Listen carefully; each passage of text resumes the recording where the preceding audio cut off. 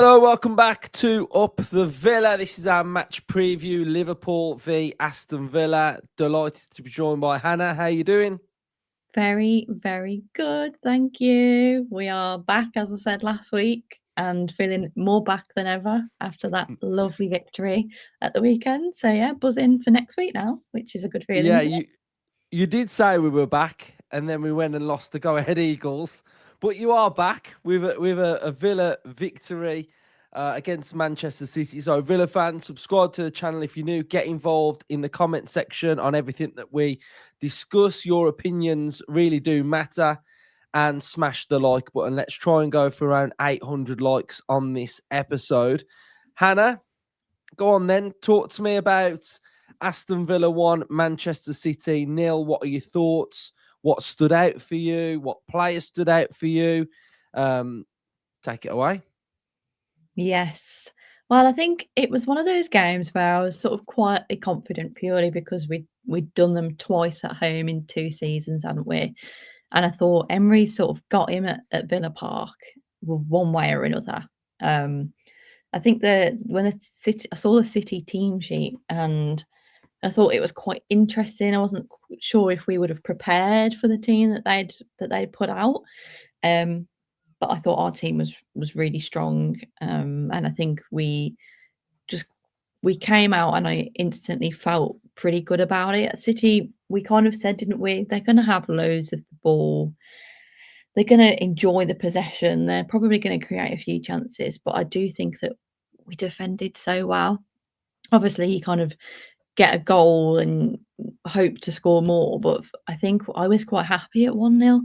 We get a decent set piece goal, which is something that I think the club will want more of because we're hiring a set piece coach. I think it's definitely a place that we should continue to exploit. But yeah, even after that, there wasn't a point where I felt really, really stressed. I think I was nervous because it felt like a very big game for us, but I felt pretty good. I felt like the defence were pretty calm. Obviously, Powell with the goal line clearance seemed to be one of the bigger moments of the second half, but for the most part, we seemed to still be pretty settled. And despite the fact that City continued to dominate on the ball, we were still getting chances. So it wasn't one of those games where you sort of narrowly pinch a 1-0 and you think, oh, thank goodness.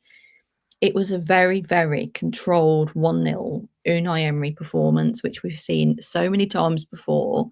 And I think the comments from Guardiola in his post-match just an absolute testament to this team, to the resilience of the team, the fact that one, had a pretty rubbish start to the season, but also had a pretty hideous trip to the Netherlands in midweek. And we've just totally bounced back from that and showed exactly what we're all about with some great individual performances. I'm sure we'll touch a bit, but Onana was absolutely excellent. The kind of performance that we've been waiting to see from him. I think Cash again is just silencing all the doubters this season, and again has signed a new deal just to seal that in nicely. You had McGinn just totally bullying them in the midfield. I saw from my seat in the Trinity, he was gobbing off with Guardiola.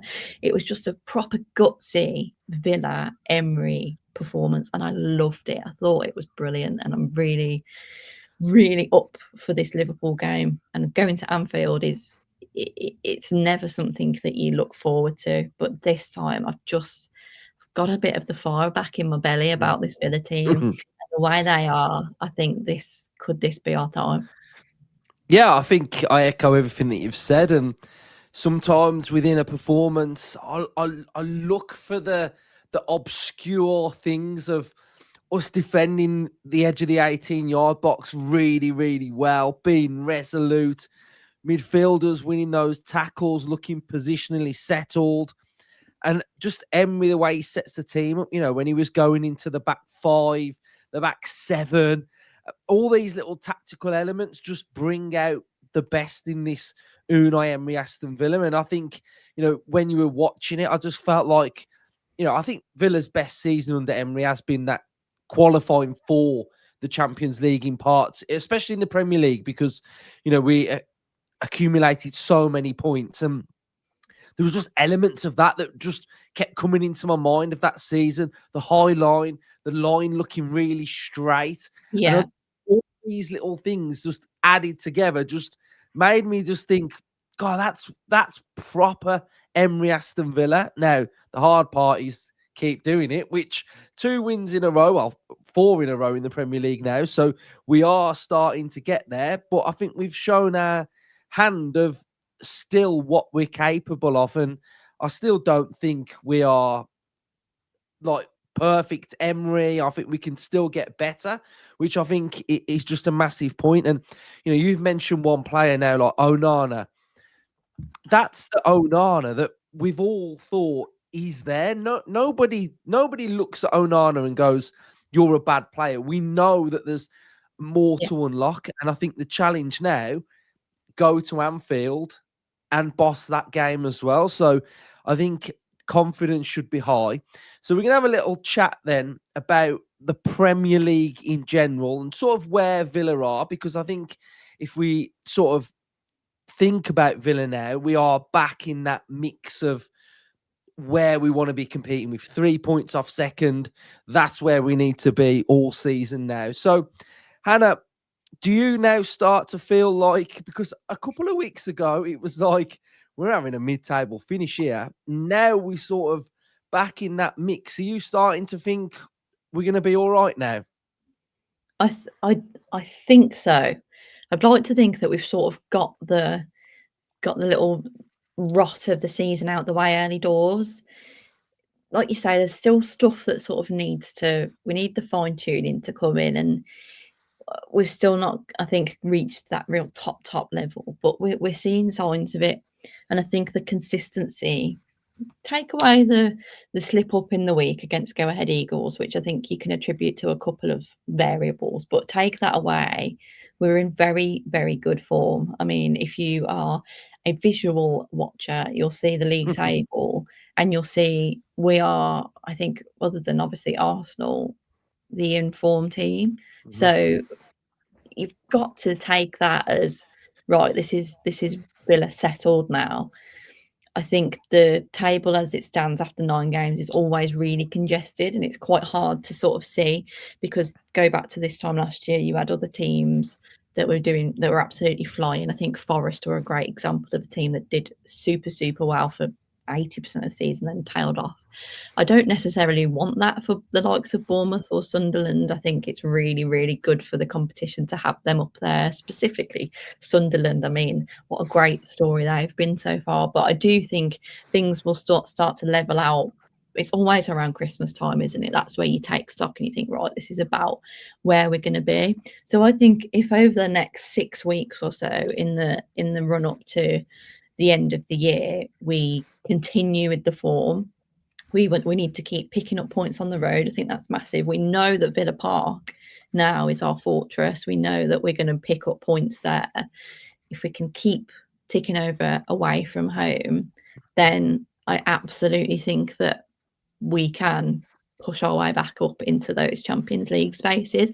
Specifically, again, if you've got the likes of Liverpool that are going to struggle a little bit, City still aren't at the levels they were 2-3 years ago. Spurs are a little bit up and down, and again, a couple of the other teams around there that yo-yo slightly. So I think it's a great opportunity again this season where the league is a little bit more fluid, it's a bit more dynamic. You have got some of the real big dogs that drop points and have clangers, and you've got some lucky underdogs that come through and win games that they shouldn't. So I think for the most part, it's an interesting league table at the minute. You've got Newcastle, Brighton down there, in the lower half, that you expect to start picking up more points. So I think we'll see a lot of change in the next couple of months. But I think Villa have shown that we are one of the teams that can be consistent, especially at home. And I think home form is so important. So I do feel a lot more optimistic. I think we were starting to worry a little bit, rightly so, 6 weeks ago, that Jesus, we can't seem to string any passes together, let alone score a goal. But I think Luke, you and I would have probably been aligned in thinking that it's going to click. Like it was never not going to work, because it's Unai Emery and it's Aston Villa and this is a very good team. So I think we've got to continue to have that mentality that Unai's got us 3 seasons of Europe, absolutely, we're going to go and we're going to do it again.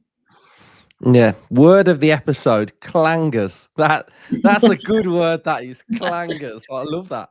Right. So, I mean, yeah, I think there will be teams that do drop down a bit. You know, I do believe Sunderland will drop down a little bit as we go. Bournemouth, I love Iraola. He's doing fantastically well. So I think that they're going to be in the mix because they were last season as well. And then you've got sort of like Newcastle in 12th at the minute, 3 points behind us. I did kind of feel that they may be a little bit up and down with Champions League because they had a bit of a mare the last time they were in it and didn't get Europe that following year. But I kind of want to turn our attention to the bottom a little bit, Hannah. Wolves are in an absolute mess, aren't they? That is Yeah. stinky relegation where everything just caves in, arguing, Yeah. players arguing with fans. It's not good. And I've got to say, I think they're gone. What do Yeah. you think? I'd say for the last two, at least the last two sort of pre-season shows, we've always discussed, is this Wolves' time? And this season, because of the loss of Cunha, I forget now, they've obviously lost Ait Nouri, and I can't remember off the top of my head, they've lost players.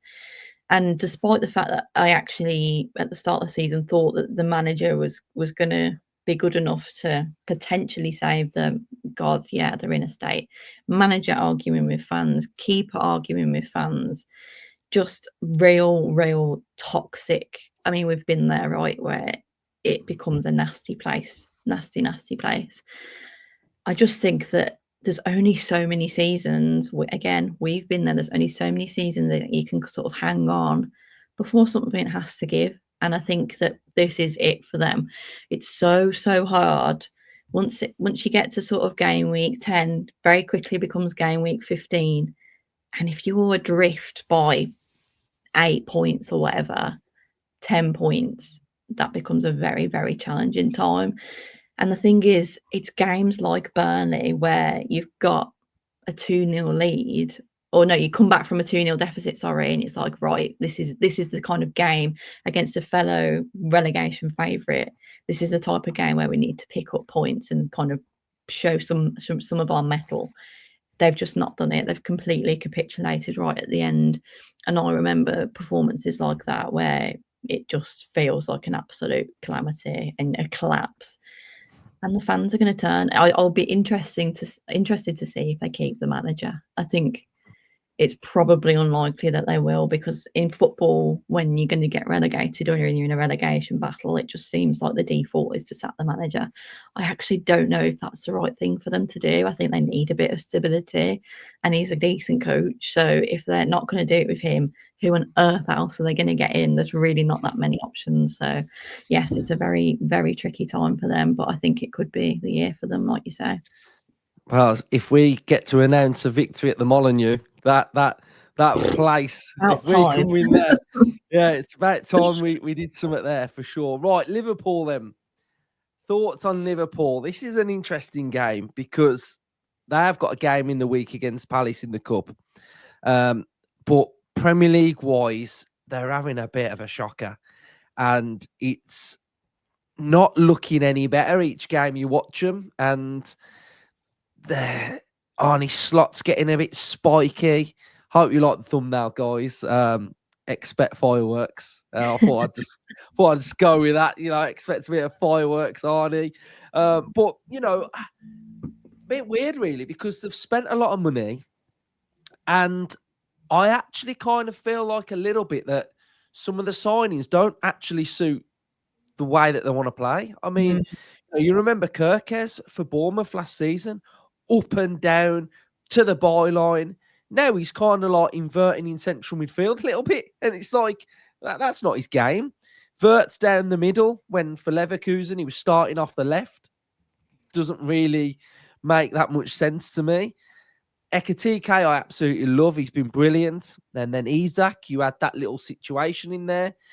Frimpong, you know, they're playing, you know, other players there, and even Kirkes, Roberts, you know, midfield that was so good last year. McAllister, Gravenberch, Szoboszlai. we're not seeing that as much. It doesn't look as strong. Canate is just absolutely looks like he's running in concrete boots sometimes. He's that slow. So it's just a little bit weird how they've gone about sort of like the recruitment side of things for me. And I think it's just looking a little bit shaky to me. Yeah. It's a team that were doing so well last season, won the league, and now they can be got at. I mean, I think this game for Villa is going to be a little bit tricky, I think, because I think for all of the chaos that teams have put Liverpool under, we're not that chaotic. We're a little bit more control, structured. I actually feel like the blueprint to beat them is not very, very direct, stick it on them. I watched the game against Brentford and Coyote, the right back, was running across the other end of the pitch with the ball. And I'm like, where's he going? But it was that chaotic nature that's what was really working for him. So I think for me, I'm going to be a bit cautious on this because I think I can be really confident that what Villa can do, but at the same time, we've really got to rock up and apply ourselves correctly because deep down, I think it will click eventually for Liverpool, Yeah. and we've got to make sure that we are just on it. So, how are you feeling about facing Liverpool? You've just done a very good summary there in terms of what seems to be going on. I think there's a lot of opinion, isn't there? I will say, and this isn't me being sympathetic to Liverpool by any means, because God, no one likes them. But I think the phrase like reset or transition, I don't think it's unfair to say that. When Slot came in last season, he essentially inherited a Jurgen Klopp team, that, despite not winning, the league more than once, had been a very successful team, had sort of completely changed the identity of Liverpool Football Club. Hugely successful tenure. Slot came in, inherited that, and did very well last season. But it was a Klopp team. It's not. I don't think he. I don't watch Liverpool every week. I don't think that Slot came in and particularly changed a lot last season. He inherited a very good squad and was able to win the league in a year that City were very poor and Arsenal just bottled it again. That's not to say that Liverpool weren't excellent, because they were. And a lot of us, me included, thought they'd walk it this season. If you go back to anything I said in July, August, I thought they're going to walk it. But now you are at a point where he has brought in a handful of very, very talented players with very, very big price tags. And not only have they all got a bed in, they've got immense pressure on their shoulders. The weight of a price tag like that means you expect them to perform straight away. They've obviously had a pretty big event happen sort of off the pitch with Jota, so that would have sort of changed the dynamic pre-season. Again, I don't want to make excuses for them, but I do understand that it's not. Now you look at it, it kind of makes sense that it wasn't going to be that easy for them. So I do think at some point it will click, but I kind of get why it hasn't happened yet. That being said, they've got immense talent, and although I'm kind of feeling good about going into Anfield this week, by no means do I expect to win. I think it's going to be incredibly difficult. I still think Slot is a very good manager, but it's that centre-back partnership for me. Van Dijk has obviously been one of, if not the best centre-back in the world for the last 5 years or so. He's getting on a bit. Like, he's not going to have the legs that he had a few years ago. And whilst he's still incredibly talented, he's then next to Canate, who's really struggling.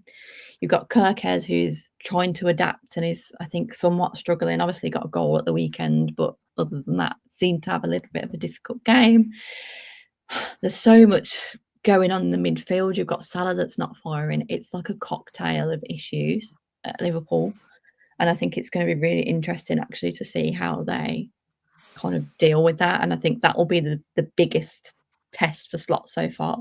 I don't think he had a major test winning the league last year. I think this season is his test, and it will prove whether he's got the kind of caliber to be a Liverpool manager. So for us, I think it's the perfect time to play them. obviously they've got to get their form back at some point. Are they going to really lose 5 games in a row in the league? It feels pretty incomprehensible, but Emery's the manager that can do that. I think we have got close against them in the last few years. I think we've drawn at home to them at least once, and then I think away we've struggled but not played badly. So I think we're due a result there just as much as they're due a result. So are we at Anfield. Good God knows it's about time. So yeah, I've tried to kind of be devil's advocate to Liverpool a bit there, but yeah, I think they are a very, very interesting team, and I think anything but a win for them this weekend, they'll feel like they're in free fall, and there'll be lots of noise in the media around what's going on at Liverpool, blah blah blah blah blah. But yeah, it's a funny one, isn't it? Yeah, it is. I do back us to go there and play well, and I do think we can win because, like you say, I think last year we conceded that real bad goal off a corner where all of our players just didn't run and they were Yeah, just clean through. Like we did that, I think it was twice, maybe. yeah, the exact So, same goal.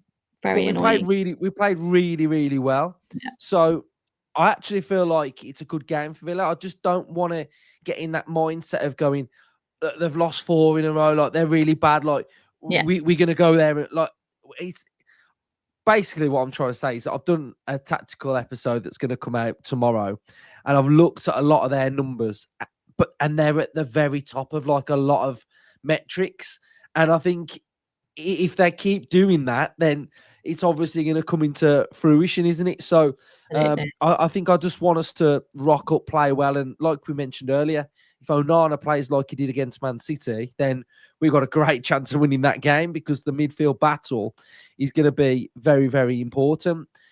We've got to talk about, well, we've got a Liverpool player that's potentially going to be a Villa player that's on loan that can't play, but he might sign, he might not. Harvey Elliott, right. I want to get your thoughts on Elliott. And the big thing that came out after the game was Emery's comments on Elliott. You know, was he ill? Was he injured? No, it was just straight out, you're not in the squad, which is quite a big thing to do, to leave someone like him out when you could leave, I don't know, you could leave out, but you could leave someone else out. I think that's quite a big decision. So he said, I spoke with him about it. My advice was to keep going, training, and when it is his opportunity to play well, he's a very good player. Our demands are in the high level. He needs time to work and wait for his moment. So what we're saying about this then, Elliot, and Villa fans, let me know your thoughts. I just don't know how I feel about it. I don't know whether it's Emery's tough love when he sometimes, he used to call Rodgers a championship player, and go back to when Rodgers first signed. He wasn't playing every week, was he? He was sort of like in out and doing well, and then he scored towards the end of the season. Some people say about Tielemans, but he played a lot of games that season that he was in and out the team. So what are your thoughts? And then I might react to what you say, really. How are you feeling about it? Because it is a bit strange, isn't it, that he's not playing at all. I find that part more strange than anything, really, because I look at him and think, surely you've got something to offer. Like, he's got something different. This is a player that was at the under 21 or 23 tournament in the summer that was amazing, coming off the bench against PSG, grabbing the winner and can score goals. So what's your thoughts? It's another funny one. You could kind of tell as soon as the team sheet came out on Sunday, immediately it was, Elliot, where's Elliot? What's going on? Is he ill? Blah, blah, blah, blah. And it became the talk of the pre-match chatter, didn't it? I was surprised. I think you sort of alluded to it there. Who do you take off the bench? That was my first thought. Immediately jump into Emery's defence as I would. My first thought was, right, look at that bench. We had no kids on there. It was your backup keeper. Tactically, I think we had like Bogard on there, who you've in a game against City, you want a kind of industrial midfielder to come on if you need them. The bench was stacked. The bench was very, very good, and that's without Tielemans. I think Yeah. don't forget we're now without Buendia for God knows how long, but that's without Tielemans. So we've got a lot of players. That being said, it's very disappointing. The only thing I can think is we know that Elliott and potentially Sancho as well weren't Emery's first choice in the transfer window. I think we wanted Paquetá and it didn't happen. He stayed at West Ham and we kind of rushed to get players in on deadline day. So it's a little bit for me like it's almost like the Marlon thing. Like Marlon got left out of the Champions League squad, didn't he? Even though we'd signed him, he was a Villa player. But Emery was a bit like, well, he probably wasn't first choice. He's got to prove himself to me. You're not going to get in the squad. I'm going to choose the loanees instead. It's kind of inverse of that this season with a loanee. Whether he's in the back of his head thinking, well, if we don't play him, we can send him back and we can, in January, try and go for Paquetá again for 25% off because West Ham are in the shit. I don't know, but I do think it's disappointing because the little glimmers we've seen from an attacking point of view have been good. He obviously got his goal in the League Cup, I think it was. So he's shown little glimmers, but he's not getting enough time to prove himself. Obviously, training's one thing. I don't know what he's like personally, whether he's struggling because he's homesick. He's been at Liverpool for a long time, and he's not gelled, and it's a personal issue. We're never going to know any of that. All we can kind of speculate on is from a footballing perspective, and I don't see how you can play Sancho and not Elliott. So that's why I think there's got to be something a bit deeper. Maybe he's not because I mean I heard it all around me on Sunday. Why I'd rather have Elliott on the bench than Gesson because Elliott might score, Gesson's useless, blah blah blah. There's always got to be a scapegoat. But I think what you spoke about before, Luke, is that what Gesson does is he does play to the Emery way of he gets stuck in and he's a bit more physical and he will defend. Whereas perhaps Elliott doesn't have that. I think it's probably a few things, but it's really hard to know because it could simply be that he's just not bedded in and he's not gelled. It's just not quite working out. It could be something that simple on a personal level, or Emery's just not impressed with him in training, which would really surprise me because we know that he's a very good player. We know he was so good in the youth tournament in the summer. I watched him. I thought it was brilliant. So I would love to start seeing him play. Obviously, it won't be this weekend because of his parent club, but we've got games coming thick and fast in the next couple of months with Europe as well. And then come January, it'll be the FA Cup, etc. So there's plenty of game time for him to grab something. And he's absolutely the type of player that should be going in to allow the likes of Rodgers rest. Buendia's out the squad now for a little bit potentially. So I would love to see him get minutes. It from a fan's perspective, it's quite frustrating. You want to see the attacking, exciting players play. Yeah, I think I'm with you. I mean, I'm looking at some of his games here. So he played against Everton, played against Brentford in the Cup, played against Sunderland. Then we had the comments of passing it too quickly. Was on the bench against Bologna, didn't come on. Got a couple of minutes against Fulham and Feyenoord. And then didn't play against Burnley, Spurs, and Go Ahead Eagles on the bench for all three of them games. So, yeah, to not be getting minutes in Bologna, Go Ahead Eagles, games where it's a cup competition, a European tournament, that's probably where I'm looking at it thinking, Strange. I'd expect something. But you never know. With Buendia, we don't know the time frame of that, but that would open up an opportunity, and that's what Emery's talking about there. When he gets his opportunity, he's got to take it. So who knows? It could be one of them surprising ones where he gets a game, he smashes it, and then he's in the team for good. I always just wouldn't surprise you.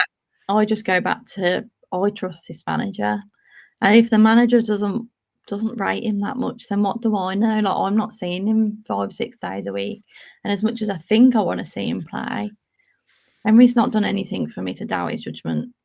And Marlon barely played last season, and he's getting a lot more minutes now, and has started to kick on. Obviously, it's different when you've got a loan player because it's, you're on a timescale. But I trust the manager ultimately. Yeah, I think the big thing as well is that even that double substitution, but the one that where Sancho came on and went off, I was actually in the whole end and I was like, he's going to take Sancho off. Yeah. And actually felt like it was the right decision to take him off because we needed a little bit more defensive solidity. We brought someone else on and it worked a treat because we won the game. So I think Emery, he's very good, and I think it's hard to read sometimes with his love-hate, bringing in new players, but he finds a way to get the best out of most players. So I think that's it for today. Then we'll do score predictions. I'm gonna go to. No, I'm not. I'm not actually. I'm gonna go 3-1 Villa. I'm gonna go 3-1 Villa. I think if we get this right, we're gonna beat them, and it's gonna look very good from a Villa point of view. I was gonna go 2-1, but 3-1. I don't know why. We might have to clip this up. But Hannah, what are you going with? I think we say it all the time. If Villa play at their best, we beat anyone. We know we can do it. So if we turn up this weekend, we win 2-1. Otherwise, I was going to sit on the fence with a 2-2, but I'm going to go with the optimism and go with a 2-1. Be very happy with that. Yeah, love it. Good discussion then. Bit of Premier League, bit about Elliott, Liverpool, Villa. So Villa fans, subscribe to the channel, smash the like button and comment your thoughts. Thanks, Hannah. Up the Villa. Up the Villa.